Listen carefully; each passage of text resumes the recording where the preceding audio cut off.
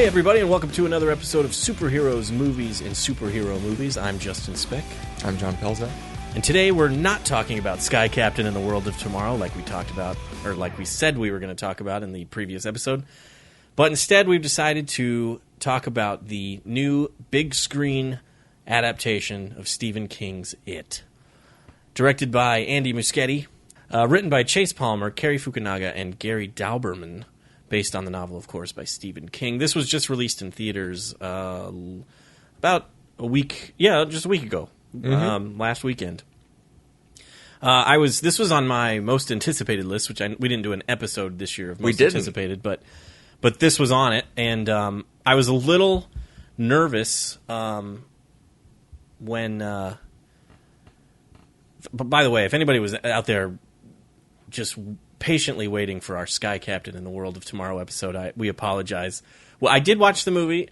I got a new job, and it's just been tough to have our schedules match up. And since we both saw it in the theater, we figured maybe this is more appropriate to talk about. Yeah, and we have. I feel like there's a lot of material to talk about, especially since we last Halloween, right? We did it for that Halloween episode, and you had. Just, you've read the book. Right, yes, I have. Like a year ago? Yep. Less? Yep.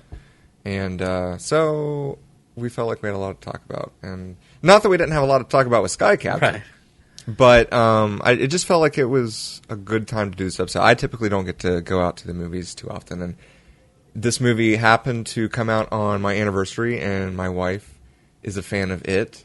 So we decided to go see it for our anniversary. So we got to see it on opening night. And what'd you think? I thought it was pretty awesome. Yeah, I was actually really impressed with it, and that's what I was going to say. Was when this movie was first announced, I was excited about it, and then when they first released the first image of Pennywise, you can't help but have Tim Curry's Pennywise in your brain when you think of Pennywise, especially before anything with this movie came out. And so they show Pennywise, and he's in this very kind of old. I don't know if it'd be considered Elizabethan or something, but yeah, it's almost like from like the 1800s. Almost. Yeah, it's a very older looking clown costume, and it reminded me of I can't think of a specific horror movie, but it just reminded me of kind of a generic horror film that kind of is in theaters for a week or two and then leaves, and so I just wasn't impressed really by the first image of Pennywise. I wasn't either, and then I read some things that people were saying that made me really think about it too, like that one of the things about it, I haven't read the book myself, so you know a lot more about it than I do, and I'm hoping it's going to be the next book I read, because I really want to read this book. But that Pennywise was able to lure children to him because he was innocent looking and right. And whatnot. And it was way less innocent looking. Yes. He's even described in the book, if I recall, as it's looking a little bit more Tim Curry-esque. He's if I recall, I feel like he's even referred to as looking like Bozo the Clown. And this Pennywise does not look like Bozo the Clown. But after having seen the movie, I really, really like Bill Skarsgård. Oh, we didn't talk about who's in the film, but Bill Skarsgård plays Pennywise, and his performance I thought was pretty perfect. It was great. Yeah, I really liked it a lot. Mm-hmm. Since we're talking about performances here, and I want to compare him to Tim Curry a little bit. Yeah, I still like Tim Curry's better. Yeah, I don't know if that's because you've only seen that movie once, right? I grew up with that movie. Yeah. But I feel like Tim Curry's It felt a little bit more... And I don't remember if... I can't recall from the miniseries there being an explanation as to what it is. Right. Do you... I've only seen it once, the one time. And I know it's in the book. Right. But I technically... cannot tell you what it is. Right. So my theory has kind of always been maybe he was an alien or some kind of just entity of some sort. So when I see Tim Curry's It, and I recently saw a side-by-side comparison of the two on Facebook, and I noticed that Tim Curry's It, to me, feels a lot more like an alien, Mm-hmm. and not that Bill Skarsgård's feels, like a human, Right. but he kind of is more like a boogeyman, I think. Right. And Tim Curry's It almost felt like it was not of this world. Gotcha. Like, I don't know, it seeing the facial expressions of Tim Curry's, and from the scene, it was the sewer scene that I was watching. Yeah.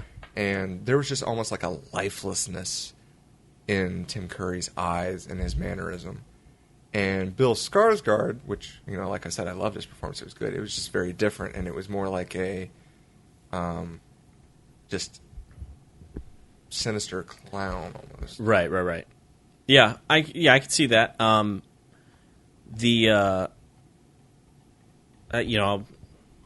You want to read the book, so I won't, spoil anything from the book. But they do kind of explain where Pennywise came from and all that stuff and what he is, I guess.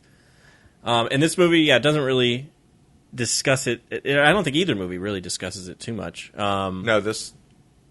Are you talking, the new one doesn't. Right. Doesn't talk about it. And they probably will in the second one, assuming. I would imagine. Yeah. And I can't believe that they wouldn't have talked about it in the miniseries, but like looking back, and maybe, I have really bad ADD. So when I watch things, especially Me too. I've noticed like there are sometimes movies that I've seen like 20 times, and then there'll be a part that I'm like, oh, that's why they did that. That makes so much more sense now. So I can see that maybe it was explained in the miniseries, and I just have never picked up on it. Yeah, but anyway. Obviously, both films can't get everything from the book into the movie because the book is so long. And so the original miniseries is 3 hours long, but it incorporates both the children and the adults. I went and saw this movie with a friend of mine who has also read the book. We actually happened to end up reading the book at the same time. Did you guys call each other over the phone and take turns reading pages? Yeah, we audio booked it to each other. No, no, I just happened to. He came out to. I was living in California at the time, and he came out to California for a friend's wedding or something. So I met up with him, and he was listening to the audiobook, and I was listening to the audiobook too, and so it was just kind of this weird coincidence, and we talked about it and stuff, and so when the movie came out, I called him up and asked him if he wanted to go see it with me, and he was like, "Heck yeah!" So. One of the things that he was unsure about before we saw the movie was it being only about the kids. Because part of the thing in the book, and you might remember this from the miniseries, is that when the kids move away from Derry, they forget pretty much. Hold on. Before we go in any more to that, okay. We might want to tell anyone that hasn't read the book or seen the miniseries. Yeah. Well, I won't. Well, yeah, if you haven't seen the miniseries either. Yeah, then you're not going to have any adult knowledge. So, right. Spoiler alert for that. Because I want to compare the old one and talk about the adults. So, if you haven't seen either it, we'll talk about, obviously, we're talking about the new one, the whole, spoilers abound, and we'll also talk about the old one. So, if you haven't seen the old one yet either, and you care about spoilers, then I would turn this episode off, go watch the old It. Listen to the old episode we did about the old It, and then go see the new It, and there you go, and then listen to this episode. So now that we've given you ample time to turn the podcast off, we'll talk. So when in the miniseries and in the book, by the way, I'll try not to spoil anything from the book. I'll just talk mostly about miniseries stuff. But when they leave Derry, they start to forget things about what happened in Derry. Right. So, I remember in the miniseries, Bill Denbrough pretty much forgets his brother. And it's not until Mike Hanlon calls him and says something that he remembers Georgie. That's right. And he has the whole... When he says his name, yeah. It's almost like that Steven Spielberg zoom moment. Yeah, the Hitchcock shot. Yeah, exactly, Hitchcock shot. So anyway, in the book, it's told very similar to how it is in the miniseries, where there's kind of an adult section, and then there's sort of kind of a flashback to their memories of the kids and dealing with Pennywise. So he was unsure of whether or not having it all be about the kids was really going to work. But he loved the film, too. He thought it was great. And so I think it was a really smart move to divide it in half. And actually, from what I've read, that... I mean, I haven't read the book, but knowing the miniseries, it's got to be 2. And that's why it was so confusing to me. I mean, I honestly didn't think too much about it, but I was like, I figured this would... But then again, in the teasers and everything, you only saw the kids. Right. It was like, I think they're only doing the kids' story, right. And there will have to be a part 2. And it's kind of a gamble, because if it hadn't been a good film and it hadn't made money, they probably wouldn't make a part 2. Right, but I think that would... and maybe that's why they did it this way, actually, if you think about it that way. Because you could cut off this movie and not do a sequel. Right. If you had to. But if they had done adult kid and only gone halfway, they would have had to. Right, yeah, and then people would have, yeah. The people behind me obviously had not read the book or seen the miniseries when I saw this new movie, and they were vocally disappointed about Pennywise's demise. We know that he's not dead because he obviously comes back to, it's every 27 years. I gotcha. And so that's why they make the pact at the end of the film that, if it comes back, we'll come back to fight it.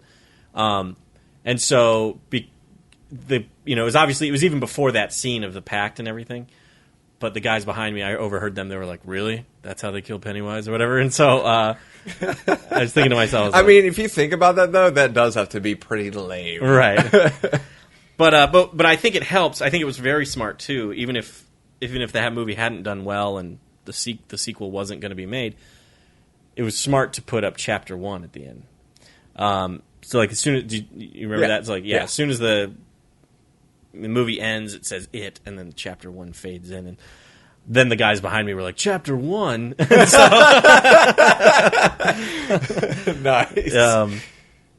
But, yeah. I thought it was... I really, really enjoyed it. I've actually been really wanting to go see it again. I've just been so busy that I haven't had the chance. But... I... would like to see it again. I won't see it in the theater again. Yeah. But when I went to go see it, and I don't get to go to the theaters too often. And I went to one I don't typically go to, and it was reserved seating. And it was almost sold out. Right. This was Friday, and I'm assuming it was released Thursday night. Yeah. And that most of the people that would have been packing the theater, especially because we went at like 7:30. Yeah. Is it typical for a movie theater on a Friday like that to be sold out? Yeah, for the big movies. I mean, it's Thursday night showings our Thursday night showing, we went at 7. I think we went at 7 o'clock on a Thursday night, or maybe it was 8 o'clock. I can't remember, but there were like, I don't know, maybe 15 people in there. Like, it was not crowded at all. But, I mean, Friday nights, everybody's going out. It's the beginning of the weekend. So, yeah, I think it's usually pretty typical. I was thinking that would be more like the 9 o'clock showings. I got you. Like You're thinking it was I was wrong. Early. Because there were like maybe just a handful of seats. And they only had a couple like seats that were together. And those were in the front row. So we had to sit like at an angle. Yeah. And at first, I was thinking about going and getting my money back. Yeah. Because it was so... I hate sitting in the front row. Oh, I do too. But somehow I was able to just be able to watch the movie after about 10, 15 minutes and not, pick up on it. I was able to still get, in the movie. Right. At that angle. So that was good. But it still sucked. That has happened to me occasionally, and I got real used to movies with or theaters with reserved seating in California, because a lot of them had gone to reserved seating, and a lot of them had gone to those reclining seats too, which are sweet. That's what they have, and I think they're awesome. Yeah. That actually helped. That was like the first thing I did was, Yeah. well, maybe since I'm going to be able to lay down, Yeah. and it did slightly. But. Yeah. I wish the theaters around here, number one, reserved seating I feel like can be good and bad. It can be good for, like, when Star Wars comes out in December, I'm probably going to buy my ticket for a reserved seating theater. Yeah, if you're going to buy your tickets ahead of time. Yeah. Which I typically do. But like I said, I was just thinking that we'd be able to go in, get a seat. Right. I had never been to a reserved seating theater before. Yeah. So it's nice when because when you buy, like for Star Wars, if I bought a ticket for a theater over here near my side of town, I would have to get to the theater like 3 hours early to stand in line to make sure I could get a good seat. So with reserved seating, you don't have to do that, which is nice. The downside of reserved seating, it's really not that bad usually, is if you get stuck next to somebody who's a talker or something, you can't just get up and move and switch seats because they're reserved. So sometimes you can do it if it's an empty theater and the movie started and nobody's come. You can probably just move. But that's happened to me before where I've just kind of gotten, or the people behind you are real loud or something. It's just, you're just kind of stuck where you are. But yeah, I feel like the pros outweigh the cons when it comes to reserved seating. Yeah, I would much rather not have to wait 3 hours. Yeah. Because that's what I did with Force Awakens. It was kind of cool because I had actually never, well, I take it back, for back when the Raimi Spider-Man movies were coming out. Yeah. There were times where I stayed out in line for that. But it wasn't for 3 hours. Right. I don't know if I've ever I've gotten to the theater very early for a movie before. I don't remember what time I got in line, but I remember in California when the first Avengers came out, so this is 2012, I guess. The AMC in Burbank did, they called it the Marvel Movie Marathon, and they showed Iron Man, Incredible Hulk, Iron Man 2, Thor, Captain America, and then Avengers at midnight. My God. And it was amazing, but I think the first showing was at 10 a.m. or something like that. So we had to get in line real early, and I was actually worried that we were too far in the back of the line. I was like, even getting this early, we're still going to be in terrible seats. But they put it in like the biggest theater they had, so it ended up being fine. Well, we were like third in line, I think. So when we showed up that early, so for The Force Awakens. But I would rather not have to go stand in line for The Last Jedi. You play board games. Yeah, that's true. That's true, but just sitting, like, usually when you get there that early, you're sitting either, I guess depending on the theater, you're either sitting, like, in the hallway somewhere, and just sitting on the floor for that long just kind of gets old. But in the terms of the Avengers, we were outside. So we were outside for Force Awakens. Yeah, so it's not very fun. But anyway, back to it. Let's talk about the main cast, the children, the Losers Club, as they are called.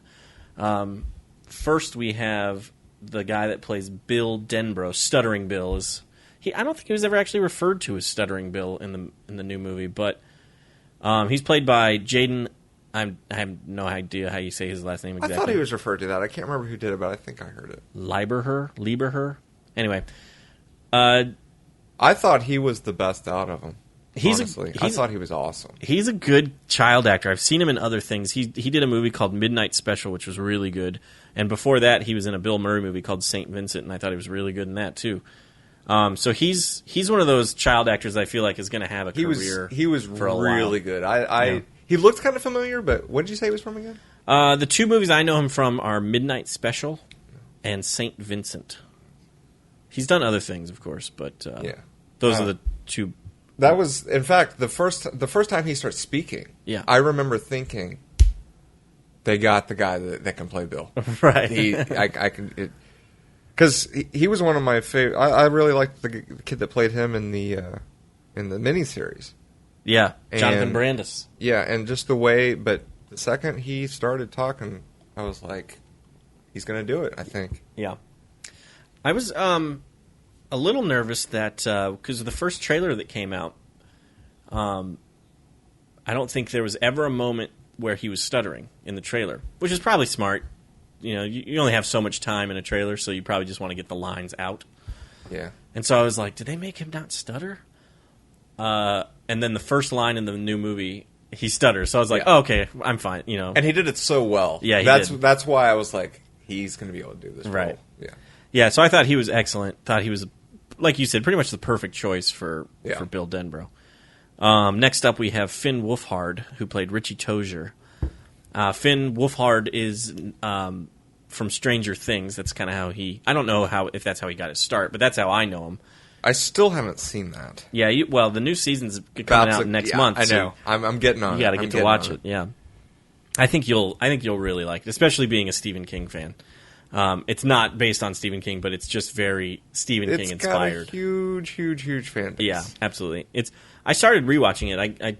I stopped, but I need to get back into it because it's very, very good. But anyway, I thought he was also pretty much perfectly cast as Richie Tozier. Yeah.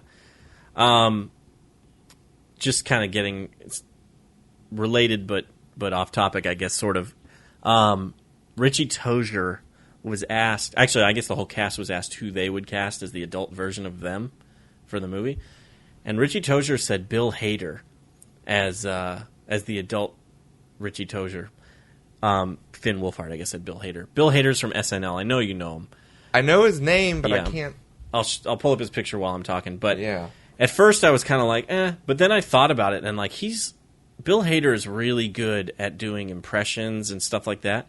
And that's kind of who. And I think. Oh yeah, I recognize. Yeah, I think he would be really good as an adult Richie Tozier. Yeah. Harry Anderson did it in the miniseries, and I thought he was good, but the way he is in the book, he's constantly doing different voices and different things, and he's very kind of almost slapstick comedy kind of guy.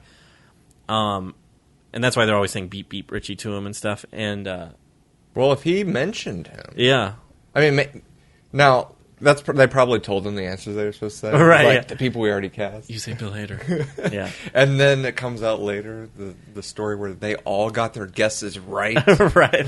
Well, one of them, I think, I think it was the kid that plays Bill Denbrough. He said Christian Bale.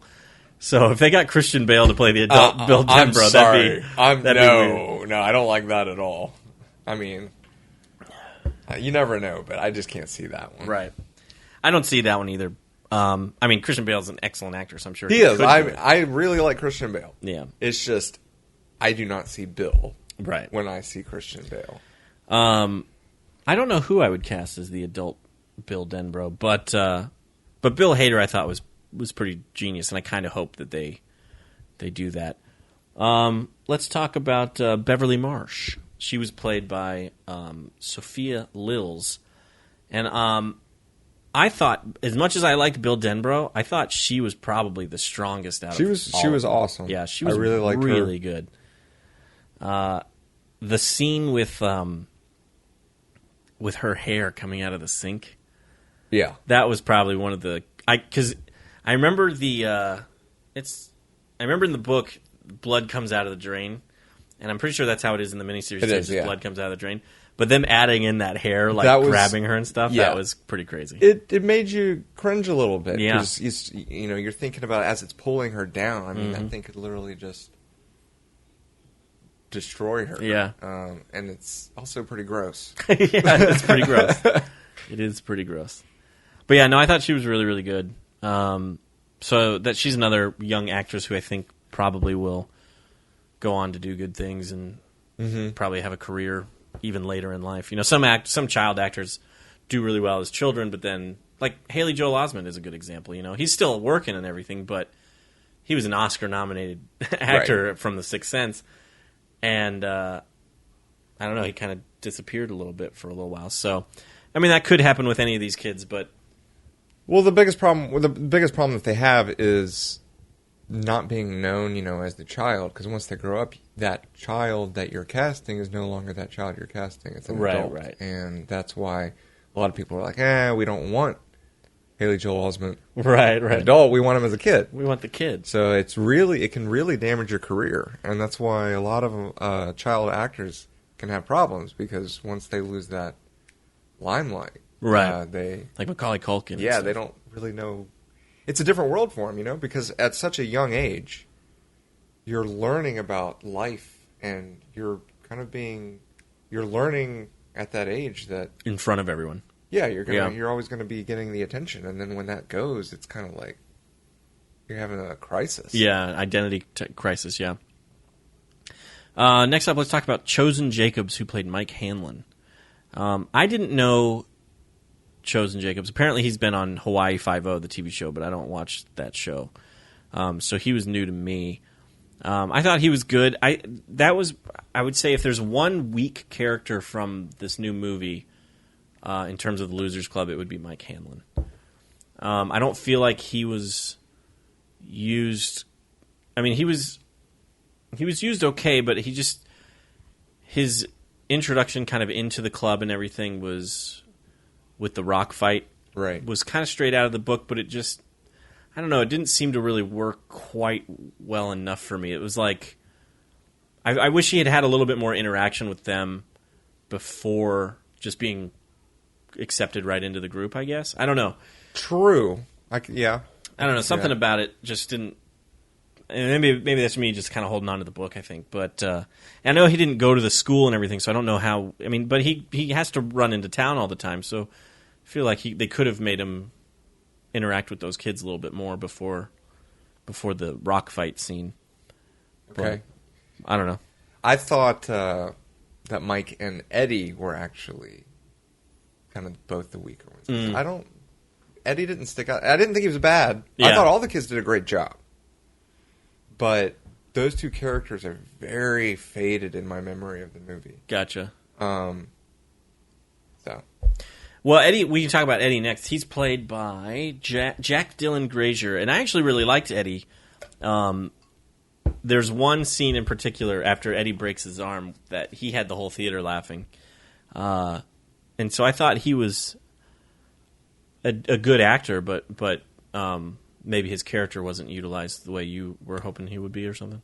I don't remember that much about him being in the movie. Right.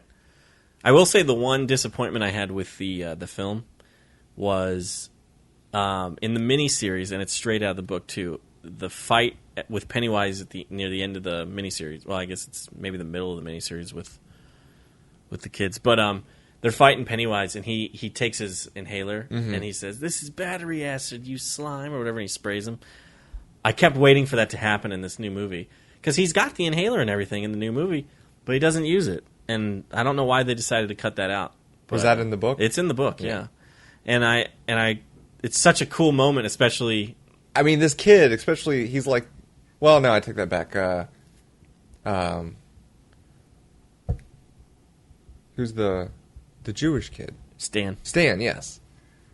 I would say he was the most cowardly, but Eddie being, kind of squirrely, he's not really cowardly, but he kind of is, but he's taking those steps. Right. And that moment is where he's stood up. Yeah, exactly. It's a real heroic moment for him.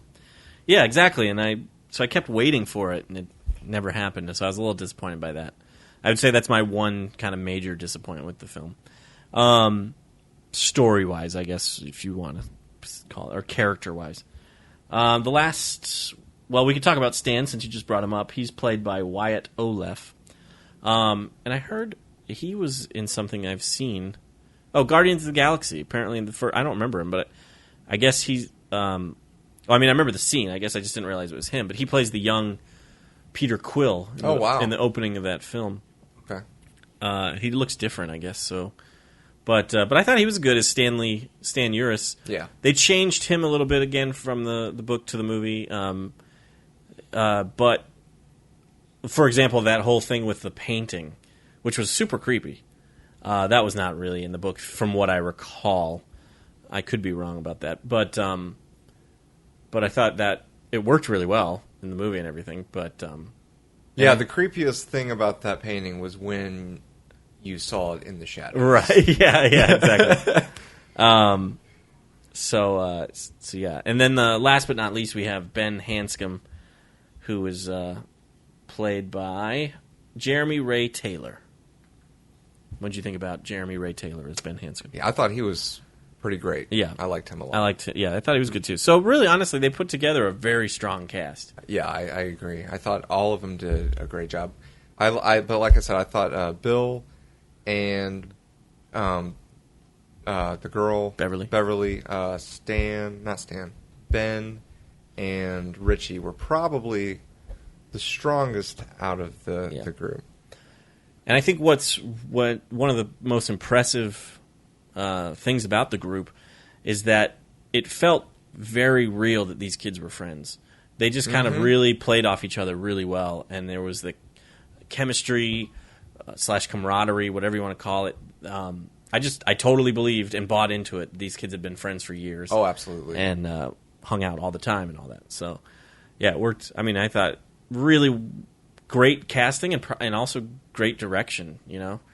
I don't know what the director did to... Maybe he made him hang out for a long time before shooting or something. I don't know, but... That could be problemsome, too, though, if you don't get along with each other. Yeah, absolutely. So, yeah. Speaking of direction, this was directed by Andy Muschietti. I'm assuming I'm saying that right. That's how I heard it pronounced on other podcasts. So, Andy Muschietti. I have actually never seen any of his other films. He's most probably known for a movie called Mama, which had Jessica Chastain in it. Okay, yeah, that's right. Because I remember when looking this up when they announced him as the director. And, right. That is actually, I believe, his only other movie. Everything it looks like. I think you're right. According to... Well, no, he's got some other movies or at least one other movie in a different language. But other than that, it's just short films. And I got to be honest, I did not think Mama looked good when I saw it when I saw the previews in the theater. So I didn't bother with it. And when I heard... I was real excited about Cary... Because originally this movie was going to be directed by Cary Fukunaga. And he directed all the episodes of True Detective Season 1, which was amazing. And so when I found out that he was directing it, I got real excited. And then he left the project, and Andy Muschietti came on, and I looked him up and saw that he did Mama. And my anticipation for the movie kind of dropped. But I thought this movie was done really well, and I really liked a lot of his different shots and just takes on certain scenes and things like that. Yeah. And so I actually read somewhere the other day that Mama is actually considered to be pretty good. I think I've heard that too. So I'm actually kind of thinking I should maybe check out Mama and give it a chance.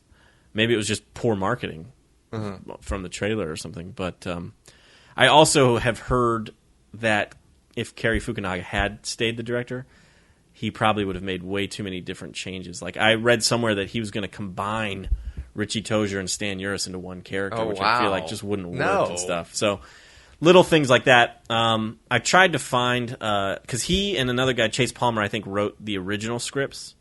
And then the third writer, Gary Doberman, I think his name is, he came in and essentially wrote the movie that we saw on screen. Because that was another thing that I was worried about. Gary Doberman has been hired to write part 2. And the first one was written by Chase Palmer and Cary Fukunaga and Gary Doberman. And I was like... Again, I was just putting too much stock into Cary Fukunaga because I was thinking, oh, they're not going to get him to write the sequel, so the sequel's probably not going to be as good as the first one. But from what just a little bit of research I've done, his original scripts was not probably going to be...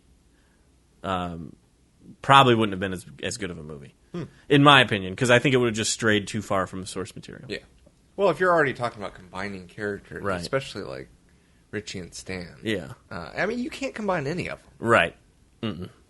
So I'm glad they went the way they did.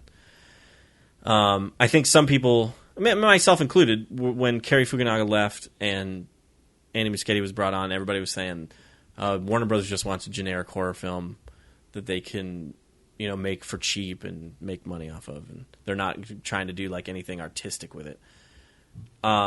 But honestly, like I said, I thought this movie was really well done, and I thought there were some really cool scenes and shots and whatnot in it. So, yeah, what was your favorite scene? My favorite scene, and some people might think it's cheesy, but it's probably you and I might be on the same page. Then, what are you going to say? My favorite scene is the scene with them in the garage looking at the slideshows, and then you see like we saw part of it in the trailer with the slides kind of going quickly, and it becomes this moving image, and it's Bill Denbrough's mom, but it turns into Pennywise. He's got the hair in his face. That was cool, but honestly, my favorite part in that was when the projector kind of breaks or falls off, and the image is tilted. And at first, there's nothing there, and then the lights go out or something, and it comes back, and he's huge in the room, coming out of the image. That was my favorite part too. Yeah. I mentioned it to someone, and they thought it was cheesy. Really? Yeah. And I knew that that's probably what a lot of people would be thinking, but to me it looked good. I thought it looked good too, and I thought, I mean, sometimes, if I had been in that room as one of those kids, exactly, that would be completely traumatizing. Yeah.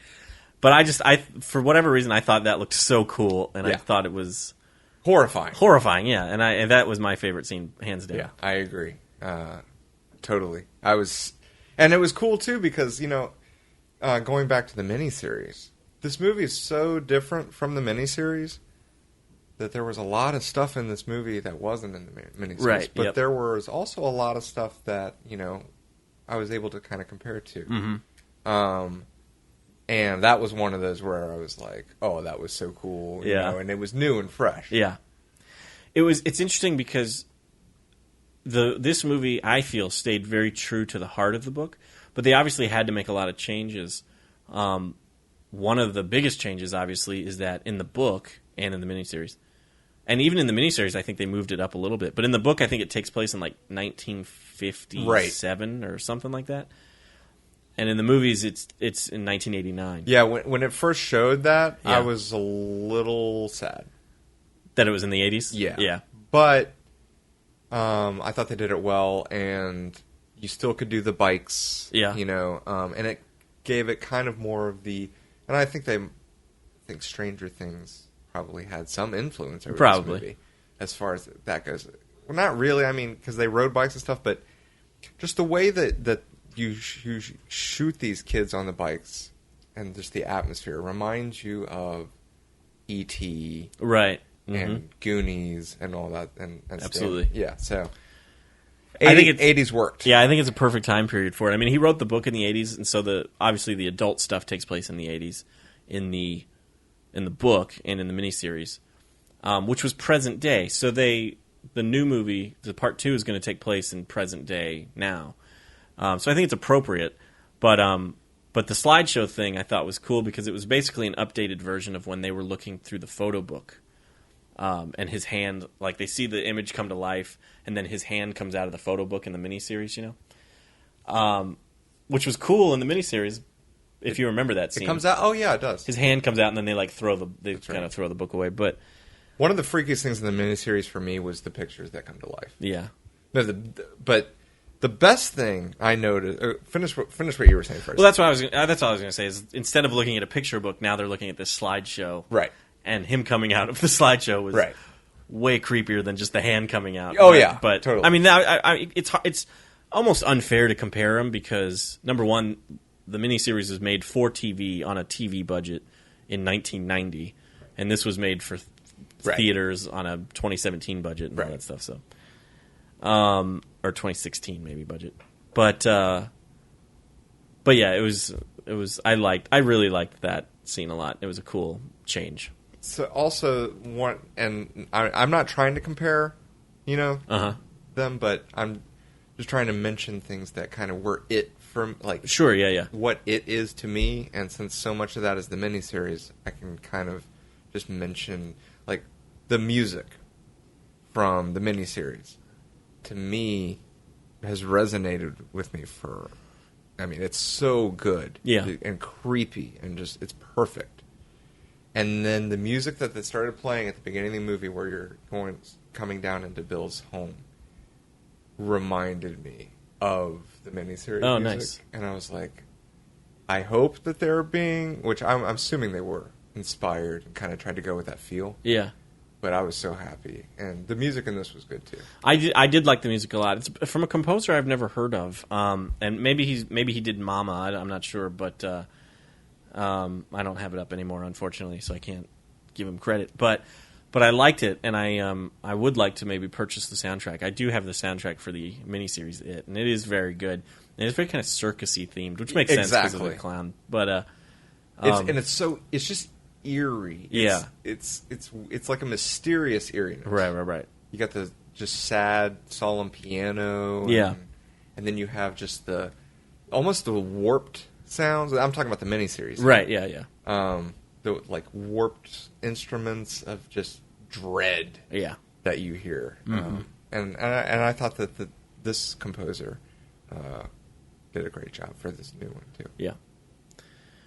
I know there's probably a lot more scenes I would like to talk about. I'm trying to think of certain ones. Well, the house was in this so much more. Yeah. Because they show it in the miniseries. Right. But it's just a very quick scene. I think Stan goes into it. He does, and he comes out and gets on Bill's bike, and then they ride off, and he's like, what did you see? And only Stan saw it, and it was the werewolf. Right. No, the werewolf. It was... Richie sees the werewolf. Right. I think it was like a dead like zombie or something that was coming down the stairs or something. But that's the only time you see that house. And you mentioned to me about the house before this movie came out, because we saw it in the trailer, right? And you were saying that you hoped that house was going to be more in the movie because that's kind of where it's pretty prominent in the book. Yeah. So I really liked, and I loved the way that they did the house. It's like Edgar Allan Poe, just dead house. There's dead trees and. Speaking of the house, you reminded me of another moment in the film that made me laugh, but I also really liked. It's supposed to make you laugh, but it's when Bill and Richie, I think they hear somebody scream or something, and they turn, and you see these 3 doors, and one says one says like scary, one says very scary, and the other one says not scary at all. And because they're kids, I think it was, obviously as a kid, that's the door I would choose. But as an adult, you're like, or maybe as just a moviegoer, you're like, don't choose the door that says not scary at all. Right. Like, that's just a trap. But of course, that's the door they go for. Yeah. And it is, of course, very scary beyond that door. But knowing Pennywise, it was probably scary behind all 3. That's what I was thinking. Right. Well, I mean, he opened which one did he open second? I don't know if they did open a second one. If they did, I don't remember. I thought they did, because I was thinking that the second door they opened was the one that had a hole down to the ground. Oh, maybe it was. Maybe it was this very scary door or something. Maybe they realized they were being tricked or something. Yeah. And that's when they see Eddie with his broken arm and everything. Something I read that I didn't think about when I was watching the film. I honestly, the changes they made, I thought worked really well within the film, and I honestly didn't think about it. But in the original miniseries and in the book, since it takes place during the 50s and stuff, at one point they go see a movie called I Was a Teenage Werewolf or something like that. Mm-hmm. And then one of the characters ends up seeing the werewolf, because I'm assuming it kind of scared him in the movie, and Pennywise feeds on your fears, so he shows up as this werewolf from the film. They had apparently discussed putting in some 80s horror icons in the film. Like Pennywise would have shown up as Freddy Krueger. Right. Or I'm assuming maybe even Jason Voorhees or something like that. But I think the director, Andy Muschietti, was talking about how he felt like it would have been distracting. I can definitely agree with that. And so I was actually... because then you're taking... this is its movie. Right, yeah. It does kind of take away from Pennywise a little bit, I think. Because Freddy Krueger definitely has his own very distinct look and everything. And he is creepy. I mean, if I saw Freddy Krueger... wherever, I would probably be freaked out. So I agree that I think it was a smart choice to take that out. It's nice that the miniseries exists. You know what I mean? Because since the book takes place in the 50s and everything, you do have that film version of the 50s version of the kids and everything. Even though it is a little dated and whatnot, it's nice that still exists and you can go watch that if you want. And then this new movie kind of takes it into a different direction, which is nice. Yeah. Updates it, I guess you could say. And I'm very interested about, the sequel, because I know, kind of, I mean, I haven't read the book, so I know that this one's supposed to be, like you said, closer to the book than the miniseries was, right? I mean, there's a lot of stuff that happens in the miniseries that is in the book. Yeah. There's some stuff they had to change because Stephen King has... a darker mind than is what is allowed for television. Yeah. So I know something you're talking about. Right. So they had to make some changes. Which I'm glad was not in this one either. Yeah, it was. Yeah, me too. But there is one thing that is in this film. It's a little different than it is in the book, but it was not in the miniseries. And that is when Eddie first sees the house. He gets pretty much attacked in the film by a leper. Kind of looks like I guess he kind of looks like a homeless guy, but it's like his body's falling apart essentially. Right.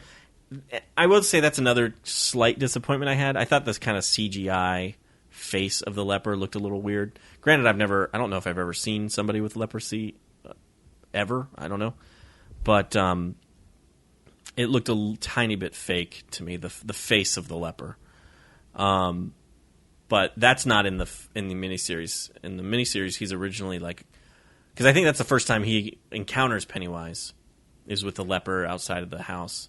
And then, then he does see Pennywise holding all those balloons and everything. Right. But in the miniseries, it's in the shower. The shower heads all kind of come to life and everything. So it changed that for the miniseries.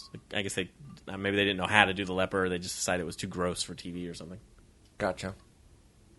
Well, I thought the shower scene was kind of disturbing too. I actually kind of liked the shower. Like these scorching hot water. Yeah, and Pennywise comes out of the drain and everything. Oh, that was cool. Yeah, honestly. Absolutely. I liked the floating. Yeah, I thought that was kind of interesting too. Which, I always assumed, and I'm pretty sure, because I actually heard that they don't float like that in the book. I want to say that they don't. Again, I've only read the book once, and so I'm sure if there's anybody listening who's read the book, multiple times, they're probably shaking their fist at me. But I want to say they do not, because that seemed like a kind of a surprise to me, which I did like actually. I did too. In the film, but when he mentions they all float down here, he's talking about dead bodies in the water. Right. But this was different. Yeah, they're actually floating. Right. So, and that kind of to me gives it a little bit of an alien edge to it. Like I said, I don't know what it is, right. With my idea that maybe it's an alien. Yeah. Anyway. Well, going with that scene, one of the things we got a glimpse of it with Beverly is, and it's something that I'm hoping we'll see more of in part 2, is the deadlights. Mm-hmm. In the miniseries, Bill's wife, whose name it's like Audra or something. I can't remember what her name is exactly. That's it, I think. Is it? Yeah. She goes to Derry to try to find Bill, and she encounters Pennywise, and she gets caught in like the deadlights. And that's a really cool scene in the miniseries with like Tim Curry's eye. They do this cool effect with Tim Curry's eyes where they just start getting brighter and brighter, essentially. And so I'm assuming that's what happened to Beverly in this new movie. Is she's kind of caught in the deadlights, and that's why she's like floating and in this trance. So it'll be interesting to see more of that in part 2. And I kind of hope they do the Tim Curry like eyes that just keep brightening up and stuff. Mm-hmm. I'll be almost a little disappointed if they don't do that. I'm sure they won't. They'll probably do something else, but I'm hoping it's similar at least. Yeah. Just because I think that's kind of iconic. I think that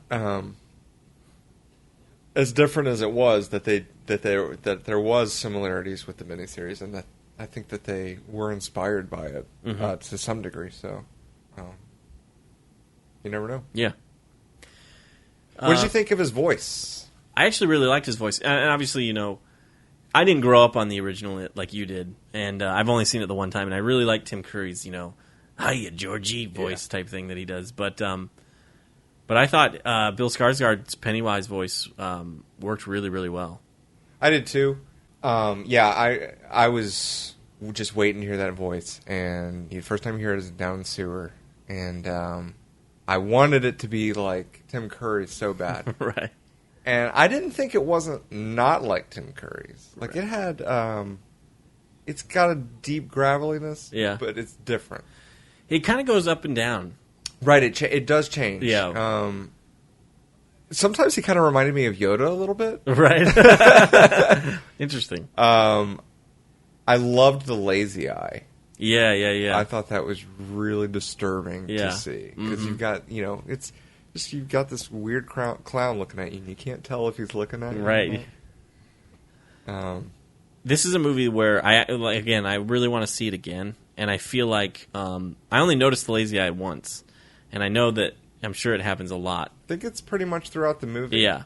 So and I think there's a lot of things that I didn't catch like that I want to watch. One of the things that I did not see But I heard about in another podcast was in the scene where Ben Hanscom's in the library, and he is looking at the history of Derry, and I think he's going through the book where it's talking about the explosion, and he keeps flipping the pages, and it's like the same picture, and then he sees the kid's head in the tree. That was pretty disturbing. Yeah. Well, apparently another disturbing factor about that scene, which I did not notice, is there's a woman in the background behind Ben, and every time it'll cut from Ben to the book, back to Ben, back to the book type thing, and every time they cut to Ben, that woman apparently gets closer and closer to the camera, to the point where the people on the podcast, anyway, like I said, I did not notice this, so I'm definitely going to... So in the library? Yeah. Okay. So in the library, there's a woman either putting books away or doing something in the background, and it'll cut to the book to show us what Ben is looking at, and then it'll cut back to Ben, and that woman in the background is closer and closer, to the camera, to closer to Ben. Right. And like I said, according to these guys on the podcast, they said that the last time you see her, it almost looks like she's looking right at the camera. And they were like, it was so creepy. And I didn't notice it because I was looking at Ben, Yeah, I didn't notice it either. So I really want to keep an eye out for that next time I go see it. And I'm just curious what other things throughout the film. Oh, I'm sure there's several Andy things. Muschietti do stuff like that. Yeah. So, well, I mean, there's, and exactly. And there's always, first time you see a movie, second time, third time, you'll pick up on things you didn't pick exactly. up. And this is one where I would definitely be very interested in seeing things that I didn't pick up on the first time. Some of the complaints I've seen about the film online are the CGI. What did you think about the CGI? Regarding, I'm guessing it's regarding Pennywise. Maybe I saw it, last weekend, and it's not super fresh in my mind, but it seems like there was one thing that I remember seeing that I didn't, but I can't remember what it was. Yeah, I honestly didn't have that much of a problem with the CGI. I think there was maybe like you said, maybe one or two scenes where maybe it looked a little. Well, you mentioned the leper. Right, yeah, the leper's face I didn't think looked that great. And I think maybe there was a scene where, because you know how Pennywise's face kind of changes and he's got the pointy teeth and everything? I think there's maybe one scene where his face kind of changes and it didn't look great. Uh-huh. But I didn't have a problem with it at all. I didn't. The first time that you see it when he bites Georgie's arm. Yeah. It started to, but I thought when it finished, I was satisfied with it. I was like, that looked fine. Yeah. And it was interesting. I liked being able to see the whatever that is. Well, that's what so my theory is the alien thing, this would be part of that alien body, is those teeth. Right. And at the end of, I don't know if I mentioned this at the beginning of the podcast, but at the end of the miniseries, the spider. Yeah. I kind of thought that was his real form. Right. So when you see these teeth, it kind of matches that concept. Yeah, I don't know how I forgot about this, but I think, I was talking about his glowing eyes, and maybe we'll still get to see that in the next movie, but it seemed like the way he did the deadlights in this film was, his mouth opened up and became this huge kind of mouth, I don't know how to describe it, but of all these different teeth and stuff, and then there was that glowing thing in the center. Right. And that's how he kind of did the deadlights on Beverly. I hope that's not the only way that he does it, but if it is, that's definitely it's interesting. Yeah, you definitely need to read the book. That should definitely be. I don't know what you're reading right now, but as soon as you finish it, you should definitely read it. Even though it is daunting because it's 1,200 pages. But I've heard it's such a great page turner, and I'm such a big fan of the story. Yeah, I just can't imagine not loving reading this book. Yeah, I want to read it next. Yeah, you should. I think it could potentially be your favorite book. It is so. Well, Stephen King, there's very few Stephen King books that I've read that I didn't like. Right. And The Stand, 11/22/63, those are, some of his best books that I've read. And it might be there at the top. Yeah, it's really good. I'm finishing Return of the King right now. I've never nice. read it, so tried to read them in high school when the movies were coming out. Yeah, but I actually told this story to somebody yesterday. I just read those books for the first time this past year, and I tried to read Fellowship when Fellowship came out back in 2001, or it's probably maybe the beginning when you of 2002. hated fantasy. Right, I didn't even really care about fantasy, but I liked the movie enough that I was like, maybe I should read the book, and I started with the prologue, which is Concerning Hobbits, and I should have just started at chapter 1, but I was like, prologue, Concerning Hobbits, and he just kind of drones on about hobbits for pages, and I eventually was like, nope. I was like, can't do it. But you liked them this go around? Yes, I did, yeah. Cool. Mm-hmm. Well, I'll start it off. Like I said, I'd only seen the miniseries once, and I really, really enjoyed the miniseries. But this movie really kind of blew me away. And I can't honestly tell. I don't know which Pennywise I like more. There's things about this Pennywise that I really, really like. But then at the same time, I'm like, but it's Tim Curry, you know.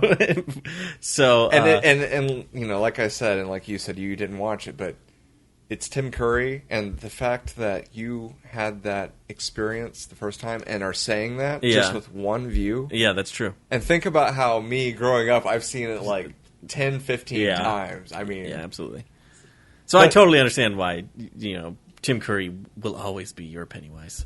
But I really, really enjoyed Bill Skarsgård, and I really can't wait to see, you know, what they do in part 2. Speaking of part 2, this is something I was going to mention. I think something happened. We talked about something else, but they are going to actually have the kids in the second movie. From which I think is a, you know, why would you not do right? Yeah. Well, sort of. Part of me is like, well, why would you not tell all the kids stuff if you're going to do, you know, a movie totally focused on the kids? Right. Just make that whatever you needed to say about the kids, say in that movie, and then now we can focus on the adults. But at the same time, you get to use the same actors. Right. So, yeah, go ahead. Yeah, yeah. And hopefully they don't wait too long because kids, you know. Oh, I imagine it'll be out in 2 years. It's got to be. Yeah, yeah. I'm sure it will be. I can't wait to hear, you know, who the cast is. But anyway, this film, I really, really enjoyed it. It's probably going to go in my top 10 favorite horror films of all time. You know, I mean, maybe that's a little early to say, but I'm picky about my horror films, so I honestly don't even know what would be in my top 10. I know the original Halloween would be in there.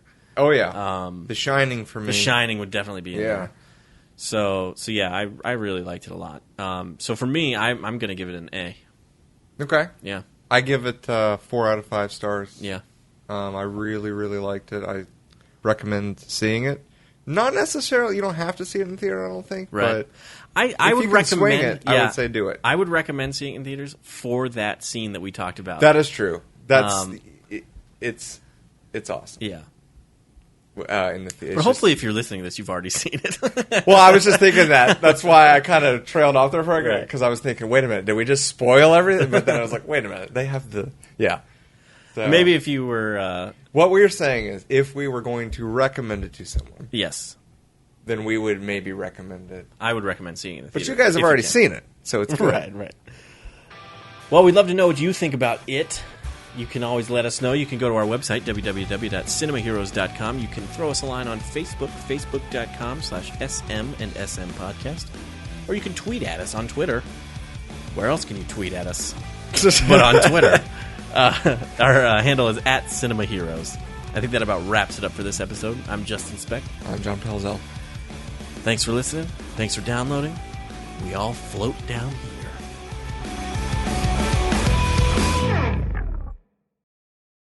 Well, I guess unless there's anything else you want to talk about, I think it's about time I can't think of anything else. Yeah, I'm sure there'll be something I think of tomorrow. Always. There's always something after we finish these. Yeah. And I'm like, oh yeah, I wanted to. I know that. every time. Yeah. We should just one day. Oh, we should have been taking notes this whole time, and then we could have had an episode. which was like the things we forgot. Yeah. And it's just random The things. forgotten, I don't know what you call it. Not episodes, but forgotten notes or something.